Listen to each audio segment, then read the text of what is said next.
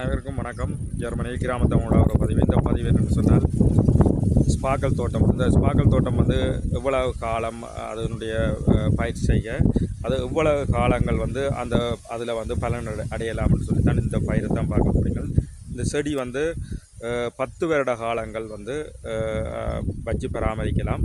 அதன் பின்பு அறுவடைகள் வந்து பெரிதாக இருக்காது. இதனுடைய அறுவடை காலங்கள் வந்து 6 வாரங்கள் வந்து அறுவடை செய்யலாம். பாருங்கள் எப்படி இருக்குது என்று சொல்லி ஒவ்வொரு 50 சென்டிமீட்டருக்கு ஒவ்வொரு அந்த செடி வந்து நாட்டப்பட்டிருக்கின்றது. இது வந்து 10 வருடங்கள் வந்து இந்த தோட்டத்தில் இருக்கும். அதன் பின்பு இந்த தோட்டத்தை வந்து உழுது வேறு இடத்துல வந்து இந்த செடியை நாட்டுவார்கள். இந்த செடி நாட்ட மாட்டார்கள், புது செடியை நாட்டுவார்கள். பாருங்கள், இது ஒவ்வொரு 1 மீட்டருக்கு இதில் இடைவெளியில் வந்து ஒரு பாத்தி இருக்கும். இந்த கிழங்கு வந்து வெள்ளைக்கிழங்காக இருக்கும். இது வந்து இந்த மரம் இருக்காது. இந்த மரத்தை வெட்டி விடுவார்கள். அதற்கு பிறகு இந்த பாத்தியை வந்து 60 சென்டிமீட்டரில் வந்து இந்த பாத்தியை கட்டி விடுவார்கள். ஒரு நாளைக்கு வந்து 2 தடவை வந்து அறுவடை செய்ய வேண்டும். காலையிலேயும் மாலையிலேயும் அறுவடை செய்ய வேண்டும்.